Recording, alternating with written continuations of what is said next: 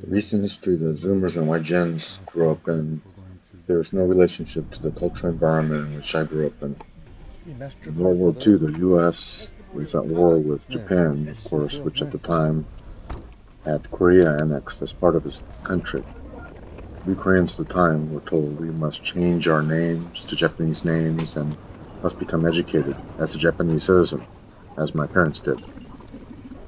Their worlds were rocked following the Hiroshima and Nagasaki bombings when Japan surrendered to the US, which included ceding back all its aggressive territorial annexations. Koreans were suddenly Koreans again in the late summer of 1945. Now, there was a lot of enmity between the two countries ever since, mainly Koreans despising the Japanese and Japanese looking down on the Koreans.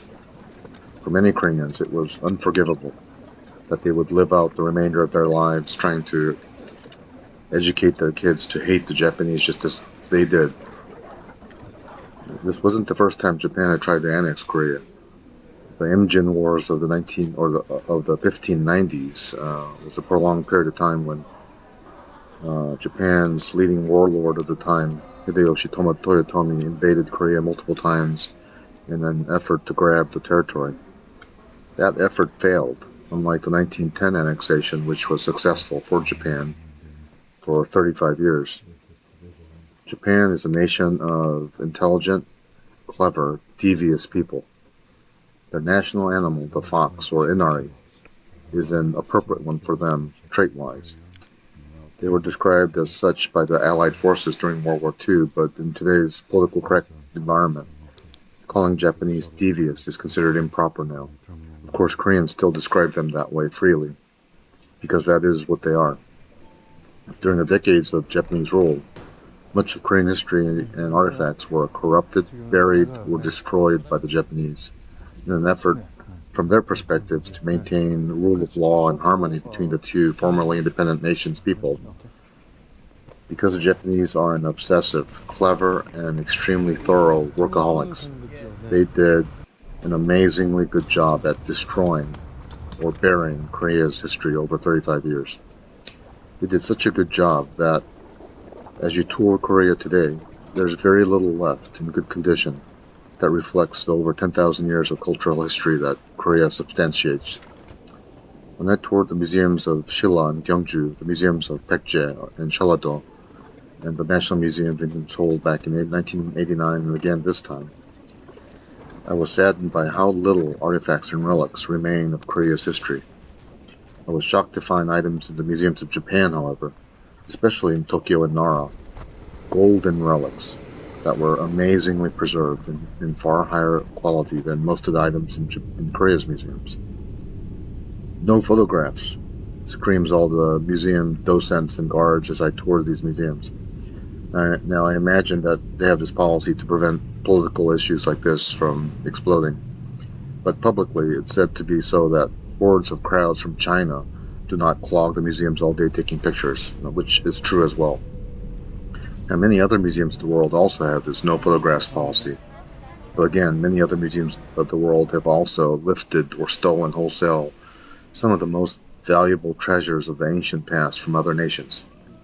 It's astounding that it is allowed that Great Britain, Germany, among other nations, are, in our current political environment, allowed to still keep some of the most sacred and valuable lifted archaeological artifacts from Greece, Egypt, Syria, Persia, Babylon, among other places.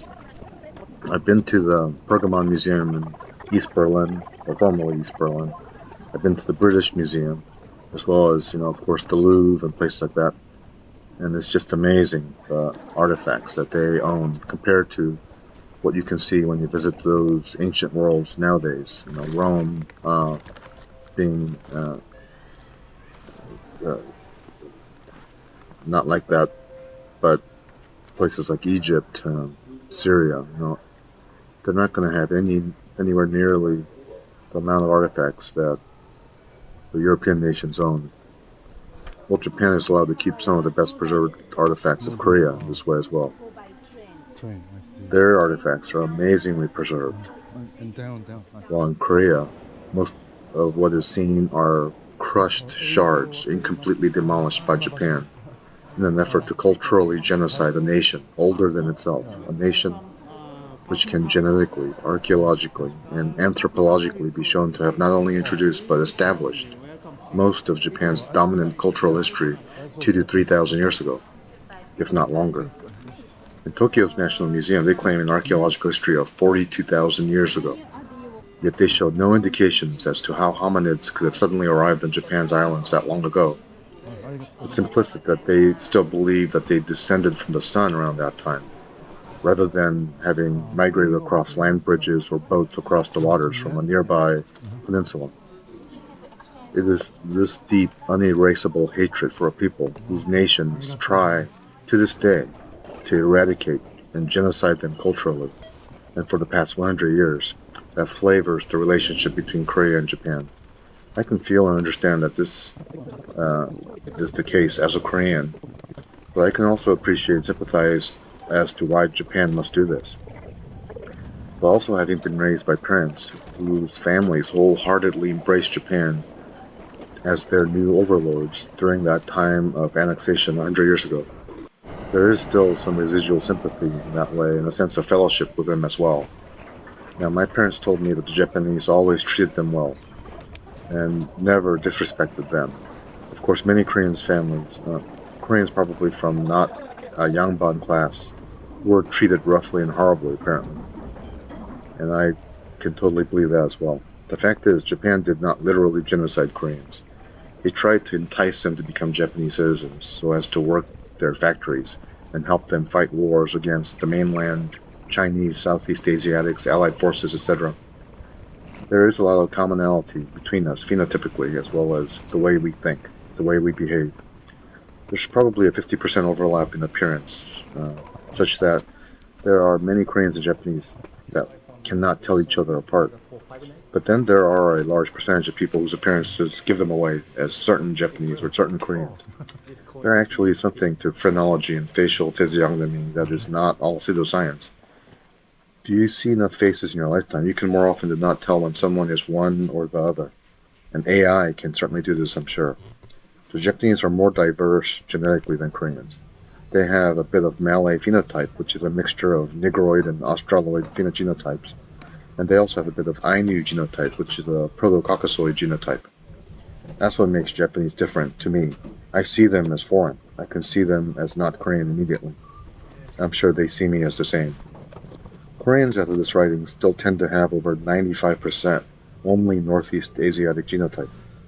We are the only people who are like this, because the Chinese are even more diverse than the Japanese, of course. One of the things that China, Japan, and Wikipedia do not want the remainder of the world to know is that the core, root Oriental phenotype that we all can see, the slanted tiny eyes, the yellow-ish pale skin, the round moon face, etc., is the most strongly expressed in the Northeast Asiatic. Try Googling the studies of apocrine gland formation, which is the stink glands in the armpits and the groin of ethnic groups. What you find is that numerous research over 100 years will show that the absolute fewest apocrine gland formation is in the Koreans. What nation of people have the most neotenous phenotypes? It is so-called Eskimos, followed by the Northern Korean phenotypes. Where was the earliest hominids discovered? Well, in a few places of the world. One of which is near north of Beijing, outside their walls, actually. Why did the so-called Middle Kingdom of China build the Great Wall? To keep out, in their words, the barbarians. But who are the barbarians? It was the Northeast Asiatics, now called by the Chinese Manchurians. Manchurians who were supposedly repopulated so that they can say Manchurians are Chinese. Well, historically, archaeologically, and anthropologically, Manchus were just a tribe among many in Northeast Asia, stretching from Mongolia to Siberian territories annexed by either Russia in the 1800s or China in the 1900s. Even the ancient pre-communist records will show from China that definitively those territories were not seen by China as theirs. This territory was mostly, by written documents, ruled by a kingdom known as Goguryeo, the largest kingdom of Korea's history, contained now in a shrunken zone known as today's North Korea. I would challenge any archaeologist or anthropologist to provide evidence that this territory was ruled by any larger power for any longer period of time than Kogyo.